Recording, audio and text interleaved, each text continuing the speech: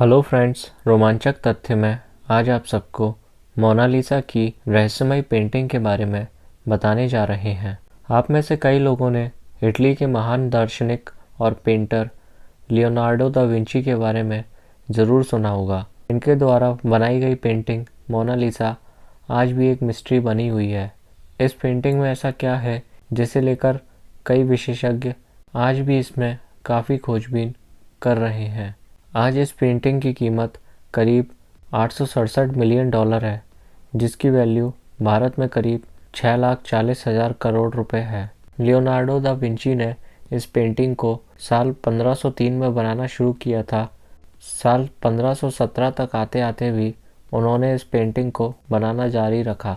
Painting बनाते समय सबसे ज़्यादा दिक्कत मोनालिसा के होठ को बनाने में आ रही थी। मोनालिसा के सिर्फ होठ को बनाने में उन्होंने करीब 12 साल लगा दिए। मोनालिसा की पेंटिंग का सबसे बड़ा रहस्य उसकी मुस्कान का है। पिछले लंबे समय से कई विशेषज्ञ उसकी रहस्यमयी मुस्कान का अध्ययन कर रहे हैं। मोनालिसा की ये मुस्कान अलग अलग एंगल से देखने पर अलग अलग दिखती है। अगर आप किसी एक एंगल से इसे देख रहे हैं तो ये मुस्कान हंसती हुई दिखेगी, वहीं दूसरे एंगल से देखने पर उसकी मुस्कान फीकी पड़ जाती है। कहा यह भी जाता है कि लियोनार्डो ने जिस औरत की ये पेंटिंग बनाई है वह अपने भीतर किसी राज को छुपाए हुए है। इसी वजह से मोनालिसा की मुस्कान काफ़ी रहस्यमयी है। कुछ सालों पहले एक डॉक्टर ने इस रहस्य से पर्दा उठाते हुए कहा था कि मोनालिसा के ऊपर के 2 दांत टूटे हैं, इस वजह से उसका ऊपरी होठ थोड़ा सा अंदर की तरफ दबा हुआ है। साल 2000 में हार्वर्ड के एक न्यूरो साइंटिस्ट ने मोनालिसा की इस पेंटिंग पर रिसर्च करने के बाद ये बताया था कि मोनालिसा की मुस्कान कभी भी नहीं बदलती, बल्कि आपका माइंडसेट जैसा रहता है वैसे ही मोनालिसा की पेंटिंग आपको दिखती है। अगर आप खुश हैं तो आपको मोनालिसा मुस्कुराते हुए दिखेगी, वहीं अगर आप दुखी हैं तो मोनालिसा की ये मुस्कान फीकी पड़ जाएगी। हालांकि आज भी इस बात का पता नहीं लग पाया है कि मोनालिसा कौन थी, अर्थात जिस लड़की की तस्वीर को लियोनार्डो ने बनाया था वो लड़की भी इस पेंटिंग की तरह रहस्य ही है। वहीं एक थ्योरी का ये कहना है कि मोनालिसा कोई और नहीं बल्कि खुद लियोनार्डो ही थे। इस पेंटिंग में लियोनार्डो ने खुद को एक औरत के रूप में बनाया था।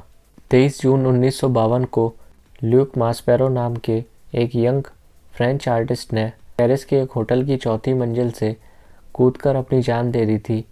वह मोनालिसा की रहस्यमयी मुस्कान के लिए पागल था। वह उनकी सुंदरता पर मोहित था। उसने एक सुसाइड नोट भी छोड़ा था जिसमें उसने मोनालिसा के लिए प्यार और सालों के इंतज़ार की बात लिखी थी। यह बात सच है कि मोनालिसा एक बेहद खूबसूरत पेंटिंग है। शुरू से ही ये काफ़ी मशहूर है, लेकिन इतनी मशहूर ये कभी नहीं हुई जितनी तब कि जब इसे पेरिस के एक म्यूज़ियम से चुरा लिया गया था।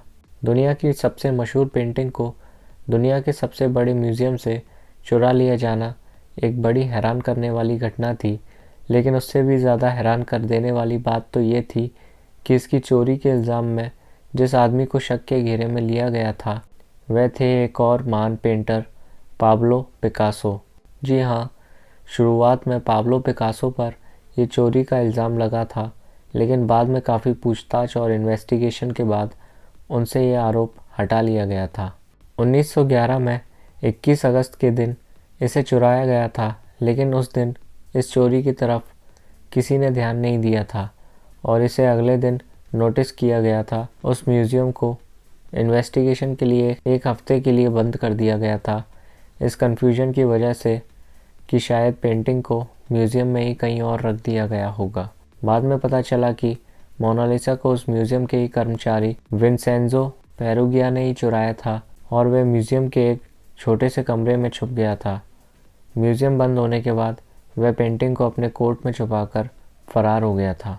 विंसेंजो पेरुगिया इटली का एक देशभक्त नागरिक था। उसका ये विश्वास था कि लियोनार्डो की यह पेंटिंग उनके देश में वापस आनी चाहिए और इसे इटली के म्यूज़ियम में दिखाया जाना चाहिए। 2 साल बाद उसे तब पकड़ लिया गया जब वह मोनालिसा को लेकर इटली के फ्लोरेंस शहर के आर्ट म्यूज़ियम डायरेक्टर को ये पेंटिंग बेच रहा था। 2 हफ्तों तक मोनालिसा को इटली के उसी म्यूज़ियम में रखने के बाद 4 जनवरी 1914 को वापस से पेरिस के म्यूज़ियम में लाया गया और दोषी को उसके अपराध के लिए 6 महीने की जेल हुई, लेकिन इटली ने उसकी देशभक्ति के लिए उसका स्वागत किया। मोनालिसा की एक जुड़वा पेंटिंग भी उपलब्ध है जो बिल्कुल लियोनार्डो दा विंची की मोनालिसा जैसी ही दिखती है। कहा जाता है कि दा विंची के समय में ही उनके एक स्टूडेंट फ्रांसेस्को मेल्ज़ी ने ही इसे बनाया था। ये दूसरी पेंटिंग स्पेन की राजधानी मैड्रिड के एक म्यूज़ियम में रखी हुई है।